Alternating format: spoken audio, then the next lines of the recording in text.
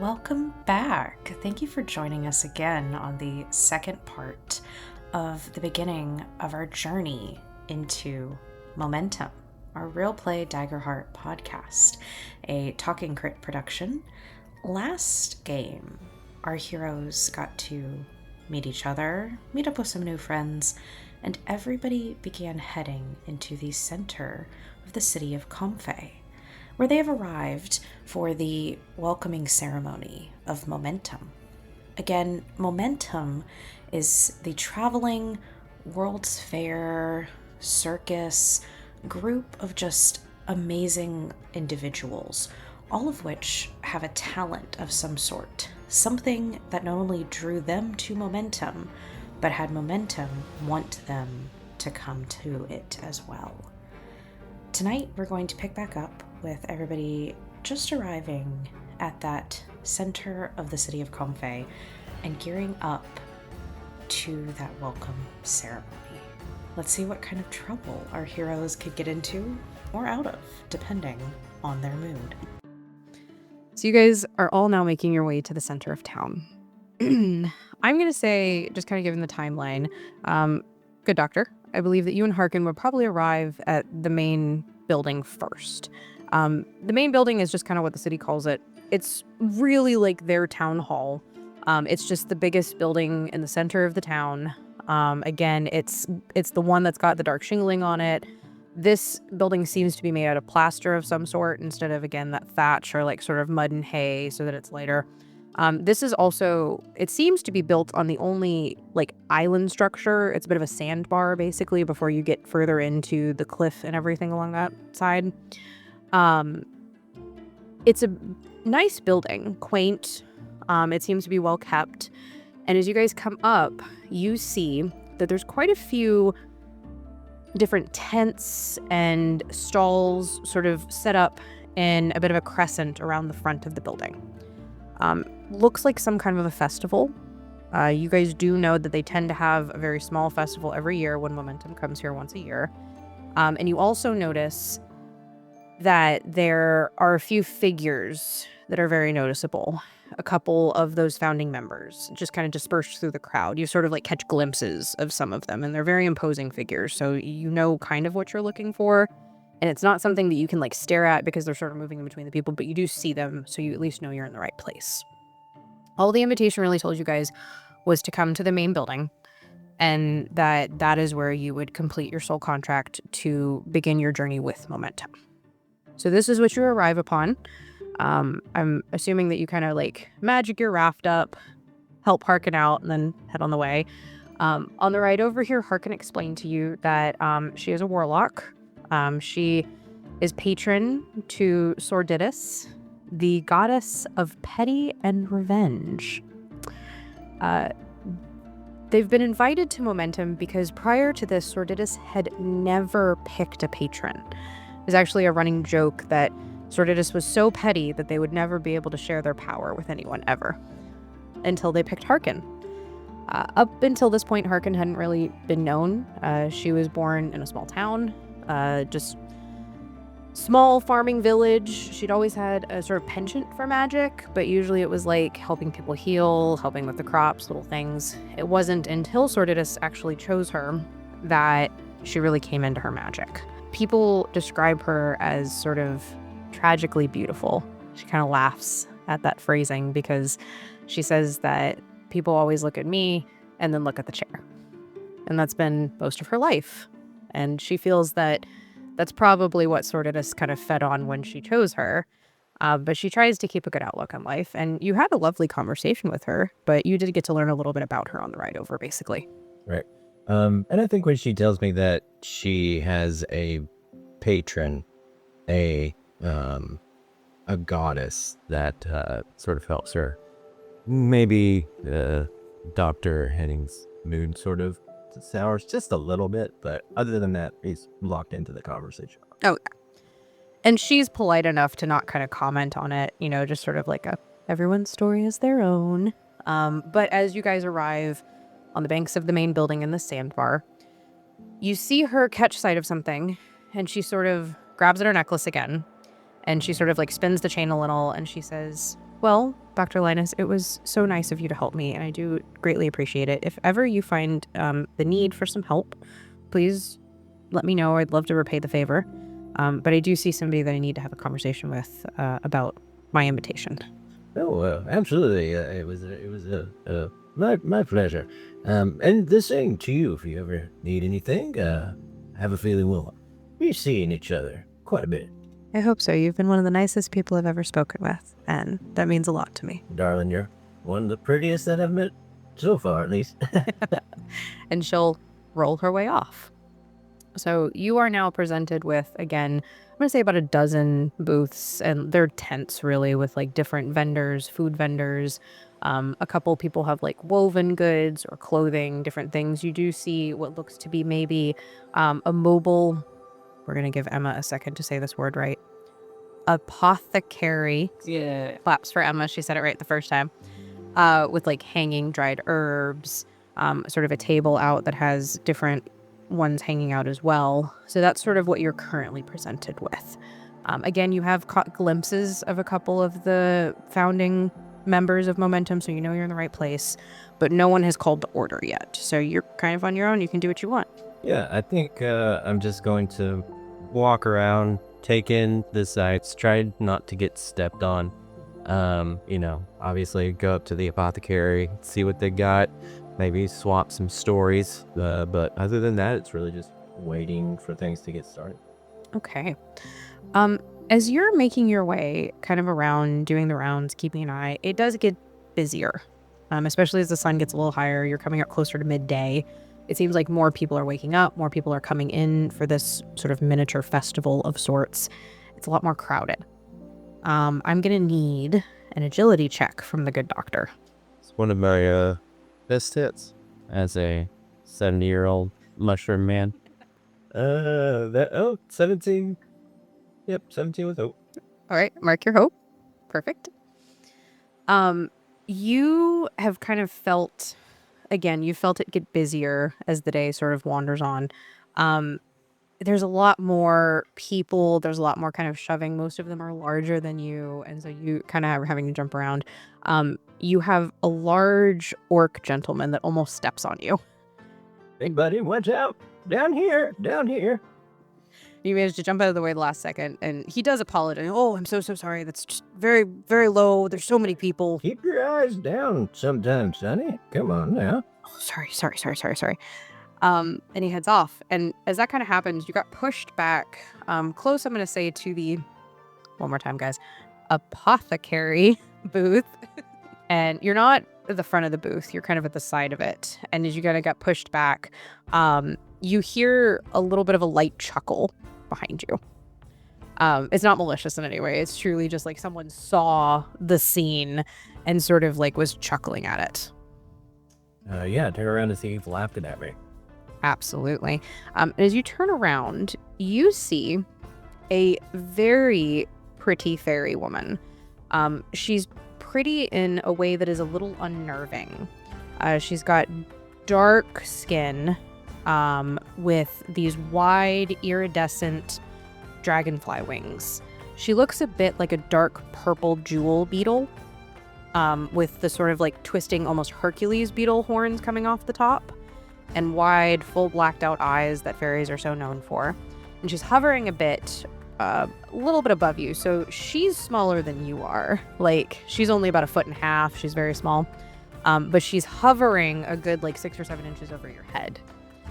And she's just kind of giggled at like the interaction that just happened. Yeah, but assuming you saw that, he wasn't looking where he was going. And folks, like, I mean, you're smaller than I am. You must know. Well, you got wings, though. So, you do you own this boy? Oh, hold on. Do I recognize? Oh, you absolutely. This is Hyssop. She is one of the founding members of Momentum. She is a fairy druid, warden of renewal like yourself. She's very well known for her healing, and she's very, very known for having connections everywhere she goes. And she sort of gives that, again, high, reedy, little bit of a giggle when you say that. And she says, "No, I don't own this. I'm here with Momentum, but I believe you know that." Yes. I'm so sorry. I didn't recognize. My eyes aren't as good as they used to be. I didn't recognize who you were at first. It's a pleasure to meet you, madam. Dr. Linus Hennings. Kind of put my little. And she'll put her smaller hand in yours and a little bit of a shake. And, "Oh no, the pleasure is all mine, Doctor. I was actually the one who recommended a while ago that they should invite you. I've heard of your work." Well, it's mighty nice of you, and I do appreciate the invite. I have to say it was a bit of a jolt when I got it, but I definitely appreciate it. And to know that it came from you is even more of a blessing, I guess you could say. Absolutely. I have followed your work for a very long time. It's quite groundbreaking. I have followed your work for quite a while, and I was so happy to hear that you had accepted and you were coming to join us. I also saw you entered with one of our other initiates, Harkin. That's exciting. Yes, lovely young lady. Appears to be a lot of beautiful people around these parts. But we had a nice conversation. I was wondering, speaking of which, if once all of this got underway, we could maybe have conversation ourselves. I have a few questions I'd like to. And he starts to bring out like a little notepad and pencil. I got a couple of questions that I've been really wanting to ask you specifically. And then he starts on. Yeah, just starts rambling. Absolutely. And Hyssop's very, very happy to answer anything. She actually lets you know that it's safer to walk kind of along the back of the booths at this time of day because it gets so busy. And she does let you know that they're only waiting a little bit longer before they call to order and they welcome forward the initiate. So she'll actually kind of lead you back towards what are the steps of the main building, and be happy to talk to you along the way. So she'll kind of answer your questions. Fantastic. And I'm going to say about this point, our other attendees arrive. Again, it's hitting about midday at this point. By the time you guys get to the sandbar and the main building, it's very busy. It's pretty crowded. Not convention level crowded where you can't breathe, but definitely crowded enough that people are kind of accidentally bumping into one another without meaning to. It's definitely got that low thrum of a crowd that you're accustomed to when there's more than 20 people in one place. Bang Bang, something you notice, as soon as he comes to the crowd, he's been very boisterous and happy, and the whole walk over, he made music with you, he was happy, but as soon as he kind of saw the crowd, he shrinks into himself. He even kind of scrunches his shoulders a little bit, trying to make himself smaller. Oh, Bang Bang, don't tell me you're still afraid of crowds. You alright, big guy? Dendrick get mad. I step on people on accident. He said I too big. Oh, that's an easy fix. Just shuffle your feet. Shuffle. And you see him go to shuffle, and as he does it, because he's got reverse tap shoes, basically, you just hear they go tip, tip, tip, tip. See, so now you don't have any chance to step on anybody unless it's maybe, I don't know, one of them fey folk. Well, kitty cat's smart. He can be. So chin up, bud. Let's go where we gotta go. Chin up, feet shuffle. Bang Bang understand. Immediate favorite. I did not mean that to happen, but here we are. Once again, I picked out all these voices and all these things weeks ago, and now I get to put them in action. So you guys kind of head into the crowd. Same as what I described a little bit earlier. There's about a dozen booths, varying levels of things within the booths. There's some more food vendors, herbs, fabrics, things. You do actually spot a jewelry stand. It's not just jewelry, it's silks, jewelries, clothing, but you do kind of spot it out of the side of your eye. That sort of thing. And you guys also catch just a couple of glimpses of some of the members that you were, wanting to see. You, Tibbity, actually spot someone you've worked very closely with a couple of times. Agni is an Emberkin. They are also one of the founding members.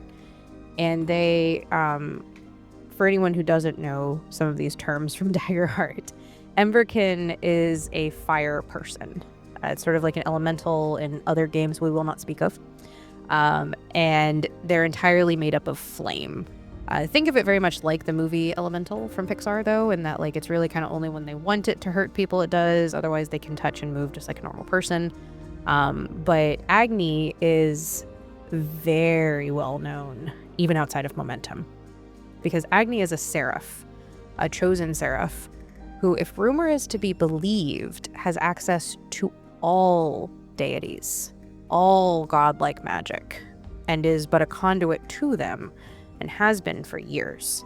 It's actually how they go about finding initiates for Momentum, is because when there's someone who fits sort of what they're looking for, the different deities and powers within the world speak to Agni. And Agni has contracted you multiple times, asked you to go places where perhaps the magic delivery would scare someone off, or it wasn't safe to give it to him that way, or it was just outside of the magical reach. So you know Agni quite well, and you see them hovering right like 3 steps up, basically, to the steps of the building. They're staying away from the crowd. They sort of have their hands clasped before them and are just sort of like watching the crowd. Agni, for those listening, is, again, made entirely up of fire, but their eyes and their mouth are that deep sapphire blue of a very hot fire. The rest of them is in the different shades of orange and reds and whites. And they wear a dark gray tunic that is specifically made for them. It's totally heat and fire resistant. And besides that, the flames just sort of crackle around it. Agni does stand out a little bit in this crowd because there's no other elementals, but specifically to you, Tibbity, because again, you have worked with them in the past, and so your eyes kind of go straight there. Well, if we're heading sort of that way, I'll, break off and go do my greetings and see how they're doing if they need anything. Absolutely.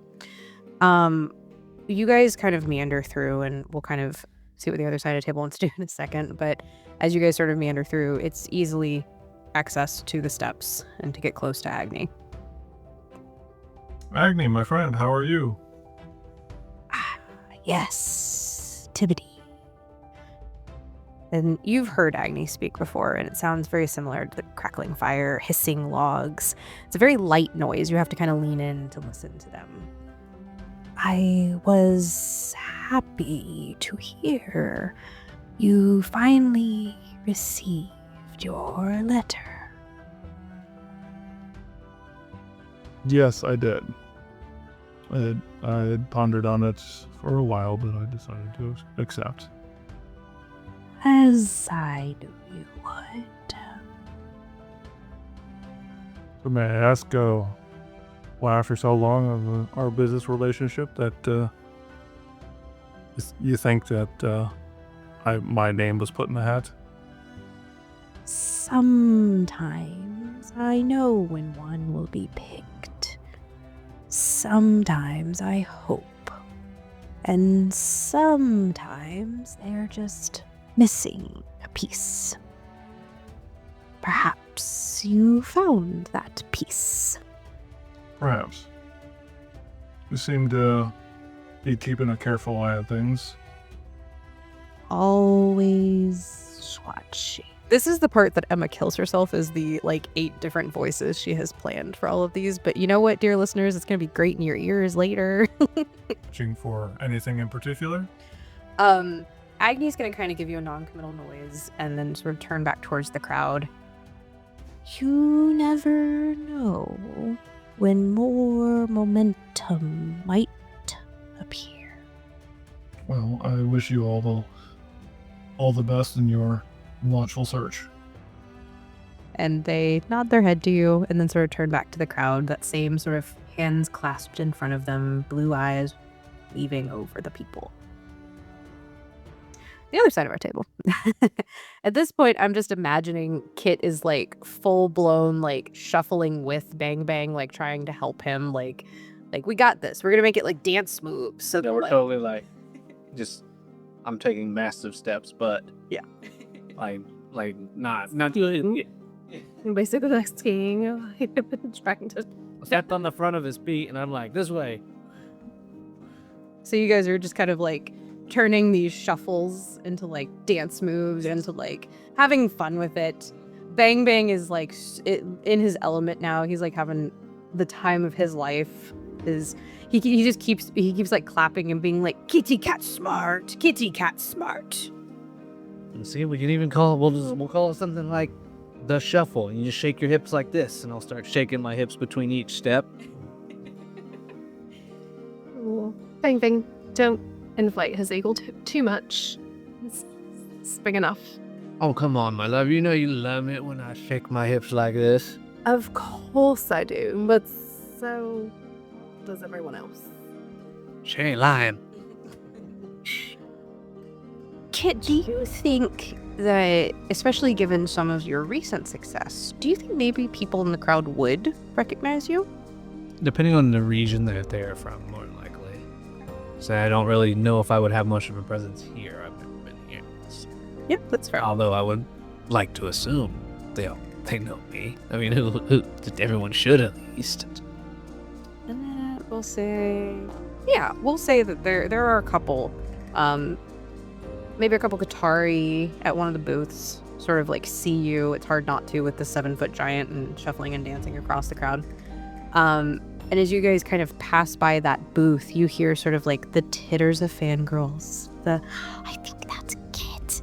I think we saw his concert up in the northern region. Oh, I think it's him.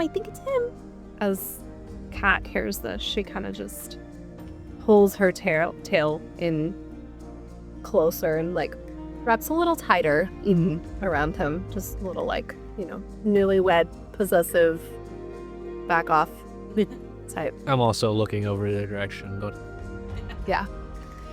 Like she appreciates that about him, but it's still like, but also like mine. Yeah.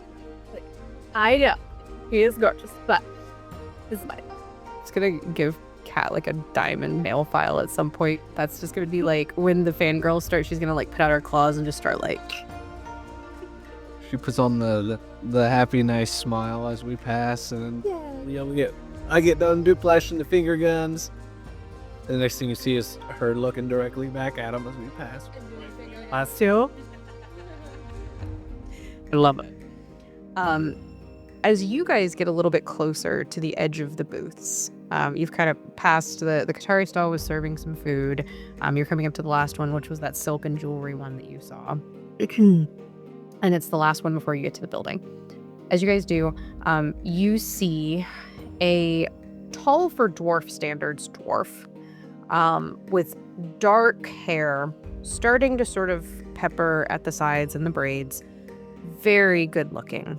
Has that sort of just all around good looks, like the dark, soulful eyes, the like smooth tan skin that's just starting to get the laugh lines at the edge.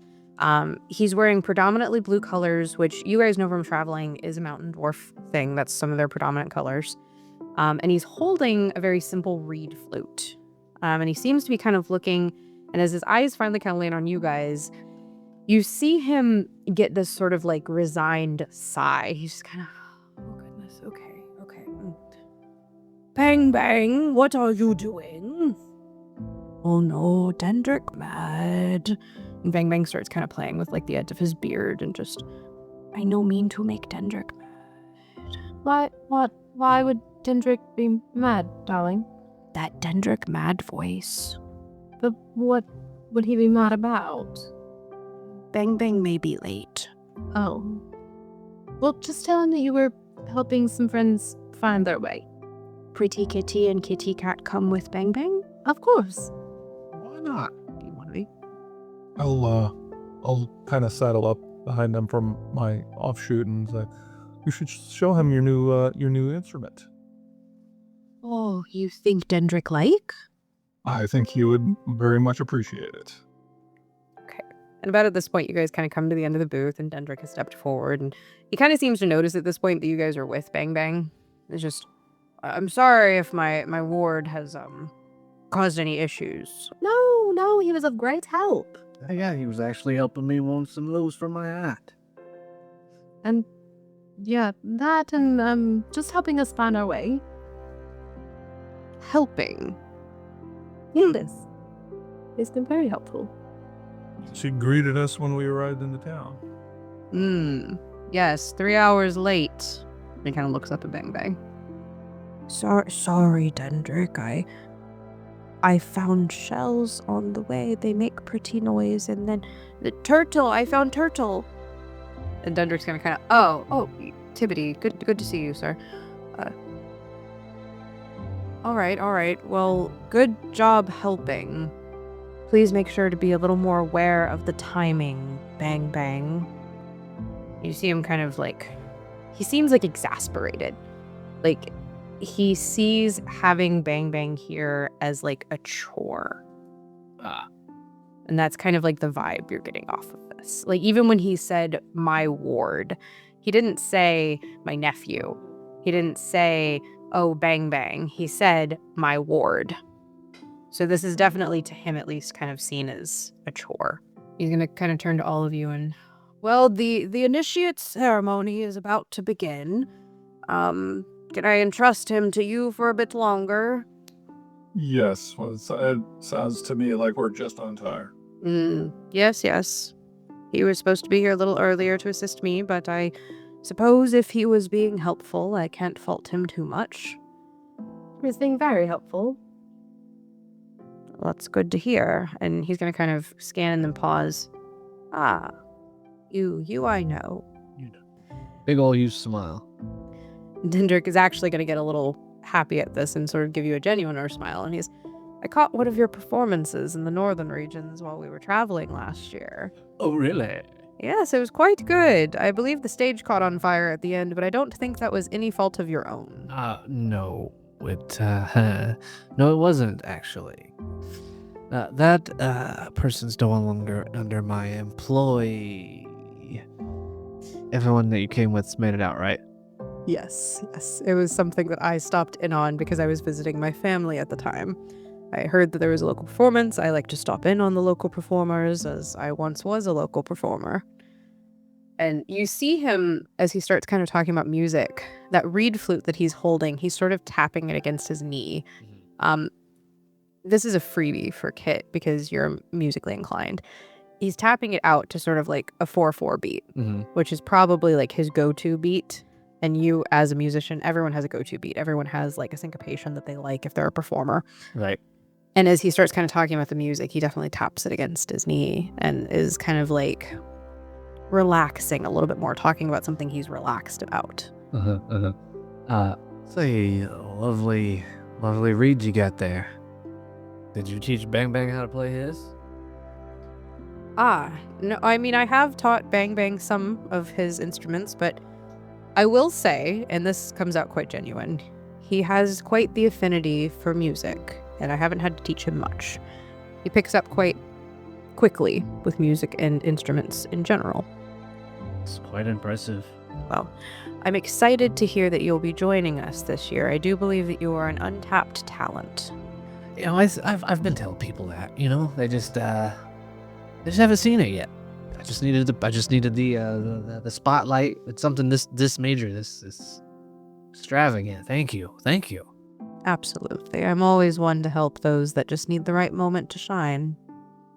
And I'm gonna do my best to be the most shining light on your stage. Down you go, be darling. Wow, you're the beacon of that light, my dear. Ah, young love. I've had many a young loves. Well, do let me know if my ward becomes too much. Tibbity? He's gonna kind of like salute off and head off, and he doesn't say anything to Bang Bang as he leaves. Hey, mate, get a show him your new instrument. No, Dendrick mad. Oh, he's not that mad. He'll cool off. Like, move her tail over to Bang Bang and kind of give him a, like, she's kind of like patting him on the shoulder, like caress, like, you know. It like barely wraps around his wrist. Like that's how large it's. I'm gonna find some sort of inventor to invent a musical timepiece that was an alarm that plays a beautiful tune for Bang Bang. No, absolutely. Let's do. Give me an instinct roll. And if Kit or Cat wants to assist in this, you absolutely can. And we're going to cheer Bang Bang now. 21 was here. Okay. You do manage to find a vendor. They give you, it's supposed to be a pocket watch. And I'm going to say that The chain, it was made too long. It was originally going to be made for a giant man. They never came and picked it up. So it would be a perfect necklace for Bang Bang. But what the inventor kind of tries to tell you, the fear here, is that he was experimenting with different noises when he made this. And so unfortunately, it's not just that it makes a beautiful sound. It does on both 12s. It makes 2 different beautiful songs. Every other one, it's kind of one of those little like spinning cow things that we've talked about, like the speak and says, where like you pull it and it's like the cow goes moo. Unlike the hour, it just makes like animal noises or like random bits of music. This is perfect for Bang Bang. And of course, as you bring Bang Bang over and he demonstrates all the hours things, Bang Bang's it's ecstatic. I mean, this turtle, no, too nice. No, I think you would do well with this. Not only does it give you access to all kinds of new sounds that you're always looking for, but it can also help you, remind you if you need to be somewhere, and maybe help you, Dendrick will ease off you a little bit. Turtle's so nice. And he's gonna like crush you in a hug, like just like pull you up into this like very big like, oh, turtle's so nice. Okay. And he puts it around his neck, and it looks like a not a choker per se, but like one of those like kind of tighter to the neck necklaces. But he doesn't care. He's just turtle give to Bang Bang, turtle give to Bang Bang. It's almost the Western. Like the bolo ties. Yes. Okay. So as you guys all kind of finish up what you've been doing in the crowd, Agni, who had been standing sort of off to the side, and you did see him, and you saw Tibbety speak with him briefly, makes his way to the center of the building and is a little higher, and he actually flares bright so that it catches the crowd's attention. The crowd settles and quiets. And he nods, and as he does, the rest of the members of Momentum come forward. Doctor, you've made your way to the edge of the booths at this point. Hyssop basically sees the flash and goes, If you don't mind, I would love to continue this conversation, but I do need to get up there so we can welcome the other initiates. Oh, no, yes, of course, of course. It was lovely speaking with you, and thank you for the fantastic advice that you've already given me. I look forward to seeing the opening ceremony. Is that what's about to happen? Well, this is a bit more at home. As you know, we all came from here. We were Adventuring Group before we were Momentum, and this is just welcoming all the initiates forward, completing the soul contract. The opening ceremonies are actually at our first performance in the next city as you come with us. Oh, well, fantastic. I look forward to it. and she's gonna flutter off. As she flutters off, my good doctor, would you please give me an instinct roll? And don't forget, guys, we do have our experiences if at all you think that there would be an experience to add to that.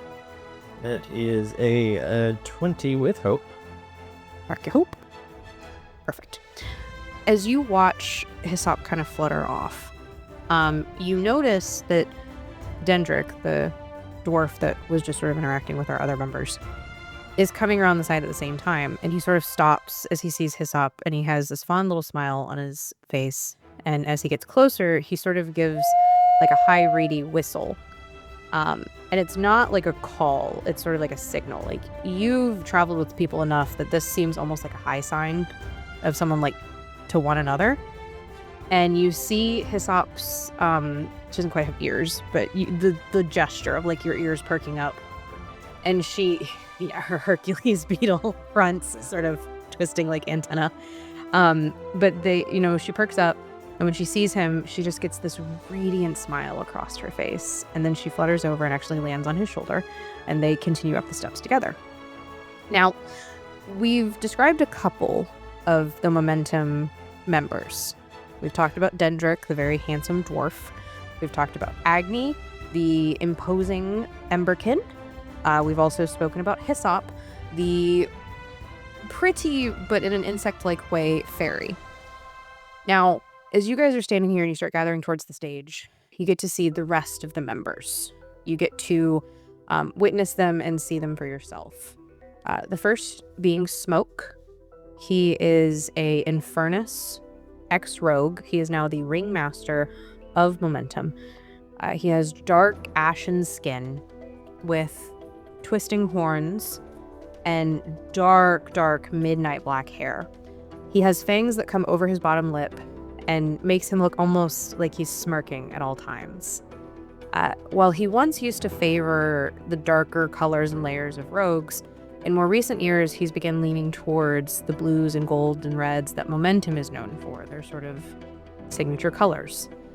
He also has a walking staff with a bright red gem at the top of it that constantly glows with some sort of magic inside.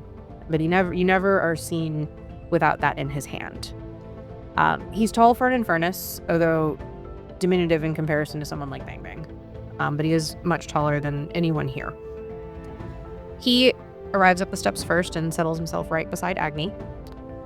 Very quickly after, Gearshaft, who's the Clank wizard. I very lovingly based this off of the robot from Castle in the Sky by Studio Ghibli and Miyazaki because I love those robots. But he's entirely made out of bright shined copper, aside from one arm, which is entirely made of gold. And it gleams in the sunlight. He has those sort of like almost smartphone lens eyes that sort of like twist and go in and out as he's moving. He's also very tall, but as far as a Clank goes, he's actually smaller than most Clanks would be. He's closer to like 5.5 feet instead of like 6 or higher. So he comes just under the height of Smoke. As he walks up, you see he stops to sort of help the third member, Indigo. She is a Simia. She's an ex-ranger. She has dark purple fur, the same as her namesake, with a lighter lilac sort of skin around her face and on her hands. She does have a bow and quiver over her shoulder, but you notice that the reason that Gearshaft stopped to help her was because she walks with a bit of a limp. Rumors are that she had some sort of an injury during a performance many years ago at Momentum. She did used to silk dance and do some of the acrobatics as a part of the performances. There was a bit of an accident during one of those performances, and it hurt her leg to the point that she can't do it anymore. So now she runs all sort of the backstage. She's like the unappointed stage manager, security, etc. And so Gearshaft helps her up the last couple of steps. And then you see Dendrick come with Hyssop on his shoulder, quickly followed by Agni finally kind of just settling into the middle of everyone. And so you are presented all at once with the 6 founding members of Momentum. Yay! The crowd, cheers and gives their moment. And Smoke sort of holds up one of his hands, and the crowd simmers down. And he begins to speak in a very loud, booming voice. Probably magically inclined. He probably did some sort of like a spell, or similar to where Harry Potter, they hold their wand to their mouth and all that fun stuff. But he's obviously using some sort of power for this. And he speaks and he, "Thank you all so much for coming. I am always so humbled to see our hometown come out in spades for us every year that we return. I'm even more excited this year to welcome our initiates." And he sort of gestures to the front where all of you do see, you're sort of all moved to the front. You see Bang Bang with you guys. You see Harkin off to the side of them. And Smoke gestures down to the 6 of you. And he says, "It is the smallest grouping we've had in a very long time welcoming into our ranks at Momentum. But I don't see this as a bad thing, for we continue to grow and push and move forward. For that is what Momentum is. It is the power inside of us that drives us forward. But sometimes that power and that momentum pushes us in a more directed way, and I like to see this year as that. I like to see us not as having a smaller initiation, but as a more selective because of the skills that are at hand. And I, for one, am very excited to welcome all of you into the ranks and the folds of my home and my community. So, without further ado, the last thing to do is to welcome you up to the steps, shake my hand, and take the soul bond for a year within the Momentum family. And I welcome you. Pat's gonna grab Kit's hand. Off to the circus with you, my love. One second. We just escaped one family. But this is not my family. No, you're right. And this is a dream. This is a dream. Let's go. So I'm gonna step forward, but I'm pulling him with me. Okay, pulling out my letter. Absolutely.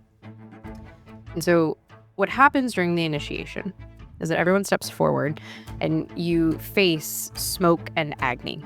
And so what you do is you take your letter and you give it to Agni. And as Agni burns it, you shake Smoke's hand. And with that combination, you create a year-long soul pact. This is the equivalent of a blood bond, soul magic, whatever you want to call it. But basically what it means is that you are bound to Momentum. You don't have to stay within the confines of Momentum. You can go in and out, obviously, but you always have to return. For logistic purposes, basically every 3 days you have to return to Momentum no matter what. Otherwise, you'll start to slowly deteriorate, get sick. If you stay away for too long, you could die because you're breaking your soul bond. And for a year, that is what you've signed on for. But in return, you have access to everything that is Momentum.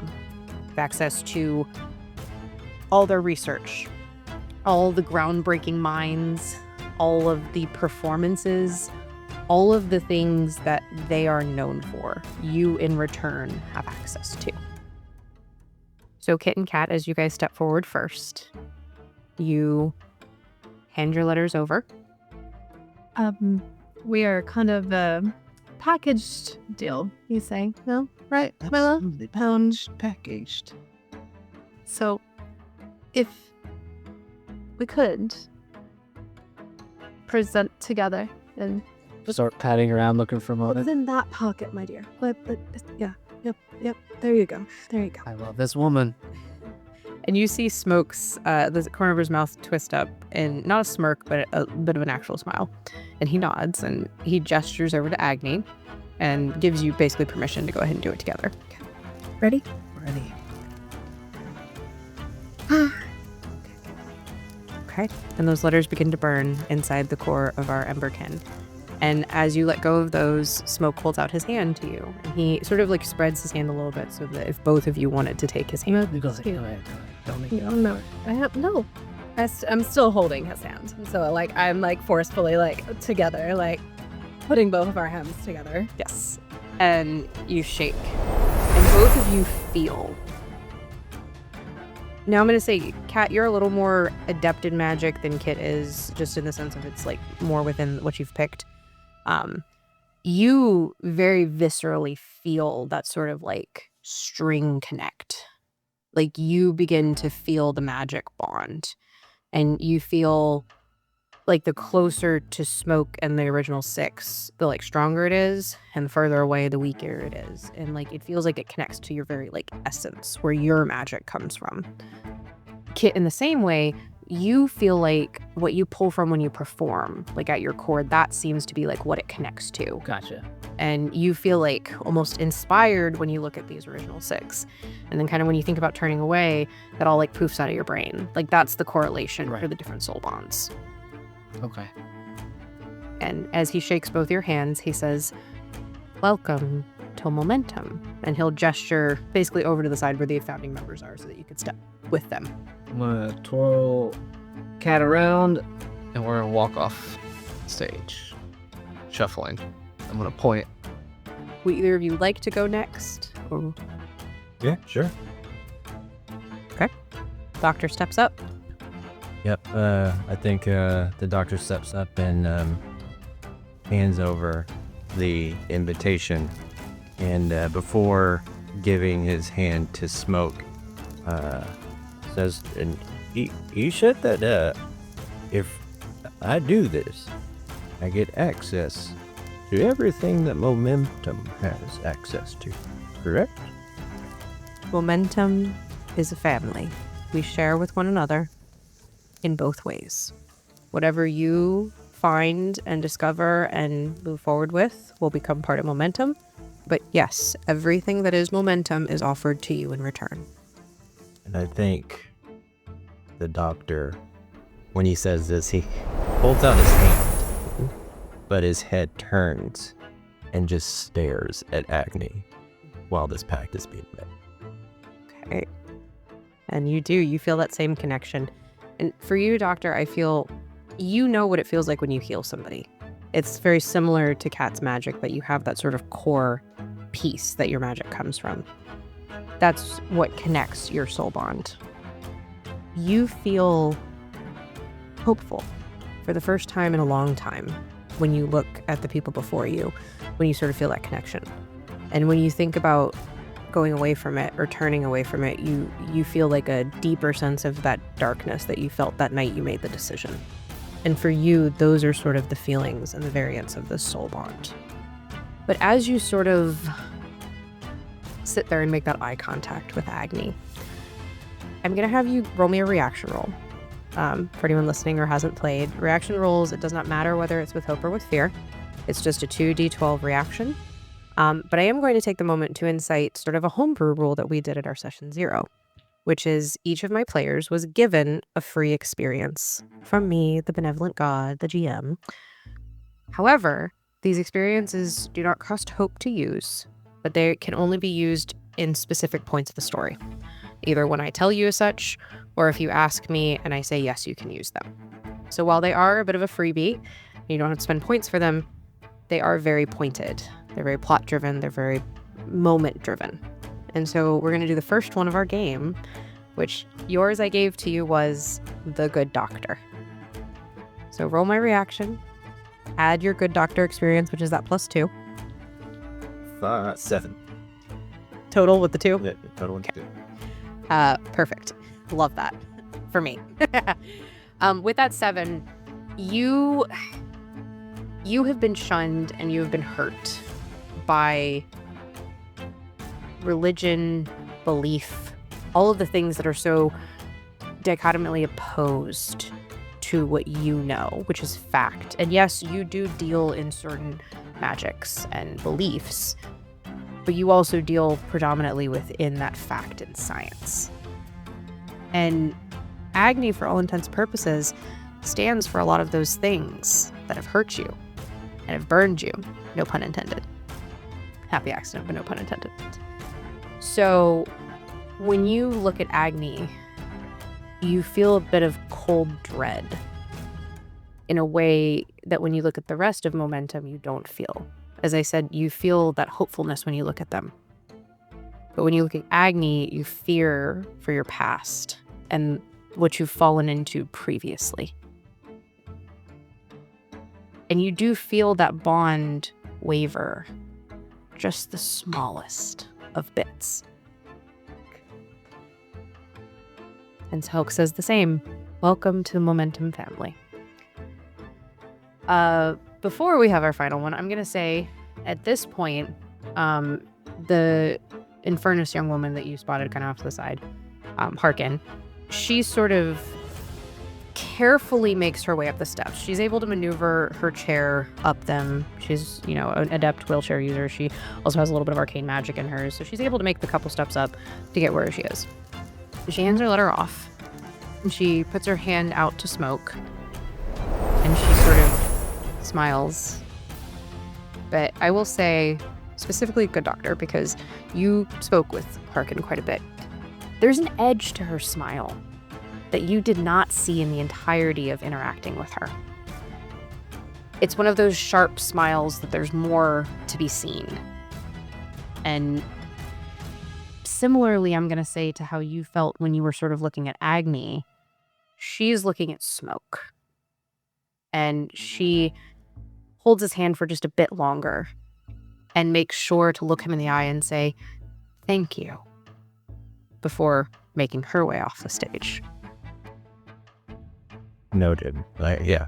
Think the doctor sees this and it's just filing that away. Okay, Tibbity, you feel Bang Bang beside you shaking a little bit. Actually, you hear the ting ting ting ting ting ting ting ting. The bells. The bells are going. Just barely vibrating. Seems a little nervous. Bang Bang. Feeling all right? Turtle friend, what if Bang Bang not do good? Bang Bang. As long as you try to do good, give it your all, you're gonna do just fine. Turtle friend go with Bang Bang? Sure. We can go up together. And as much larger as Bang Bang is than you, he's gonna kind of hold out his hand like a toddler does. Come on, Bang Bang. You guys are gonna step up together. You do notice Dendrick sort of get that again, that like exasperated when he sees this sort of interaction. But this time, when you see it happen, you see Hyssop, who's still kind of sitting on his shoulder, sort of gently reach out and just touch the side of his cheek. And he relaxes just a little bit, and he kind of oh, okay, whatever. And then lets it go. And so you guys walk up the steps together, and Bang Bang kind of gives you one last look. I nod at him. Then he digs around in his beard, pulls out the letter. And he, with both hands, with all the gumption of a toddler, hands it to, down to Agni. And then sort of doesn't let go quite fast enough. Licks his fingers. And then he turns to Smoke. And Smoke, in the way that Dendrick seems exasperated with Bang Bang, Smoke is sort of looking at him with this indulgence, almost like a father would to a child. And so he sort of smiles and holds his hand up to Bang Bang. And Bang Bang takes his hand in both of his giant hands and, thank you, Uncle Smoke. Thank you. and then he steps to the side. And then they turn to you. Give a bit of a sigh and take the last couple steps up there. Reach into my robe and locate and pull out the letter and stare at it and sort of reluctantly hand it over. Okay. And the one difference, I'm going to say that everybody kind of notices this because you guys are all kind of still grouped there, either at the front of the stage or off to the side, wherever you kind of placed yourself after. Whereas Agni sort of just received the letters from all of you, he reaches out for yours. And he sort of holds his hand to make it easier for you. And he doesn't force it. He doesn't grab it from you, but he does. He holds his hand out so that this way you can hand it to him. You don't have to force yourself to push it into his core like everyone else has. And he does. He offers that to you. After, a beat, one final going over it one more time in his mind, he'll hand it over. Okay. And the edges of your letter glow blue for just the slightest of seconds. Just the slightest. And then you turn to Smoke, and he holds his hand out to you. Less of a hesitation, but still just half a beat, and then, he's in now. And Smoke does something a little different here as well. He sort of tugs you a little bit closer and gives you sort of one of those forearm grips. Because again, you've worked for Smoke before, so he is a little more familiar. But as he kind of does that, he leans in, and so that nobody else could hear, he does say, happy to have you actually be a part of the family. It is appreciated. And with that, he gestures you off to the others, and he holds his hands out to the crowd, and he says, another year, another edition, more momentum moving forward. The crowd goes wild. You hear some fireworks going off somewhere in the background. Is that enough? This is it. And then Bang, you're paying for drinks, right? Bang Bang have no money. Shit. And as you guys all kind of come together with the initiates and with founding members who are congratulating all of you in turn and shaking hands and welcoming you, and this moment of hopefulness and this moment of the precipice of something, there's a loud Explosion. in the distance. And you all look up, and over top of the forest where you had walked from, down the path to the seaside town, a storm is rolling in. And we'll end our very first session right there. We did it, guys! That was great. That was awesome. Okay. How's everybody feeling? Great. Good. Suspicious. To me? Suspicious of you. Why you know all these people? Yeah. Yeah, you connected up, man. Yeah.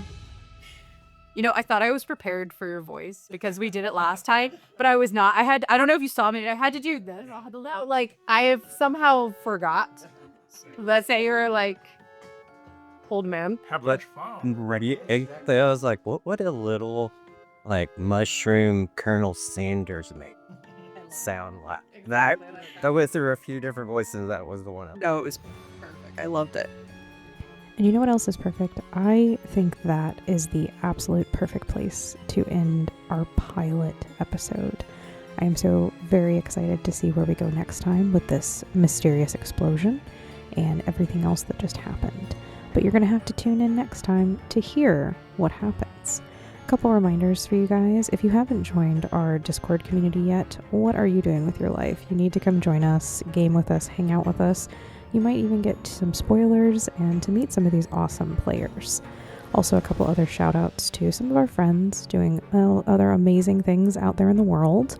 The Dodoborn crew is either about to drop their season 2 or has already dropped their season 2 finale. Queen of Daggers, lots of exciting things coming from them and their crew. And Tales by Daggerlight getting started, and so excited to hear where they go from things. All of this and more can also be found on our Discord. I hope you come hang out with us, or I see you at a table real soon. But until then, stay nerdy, guys.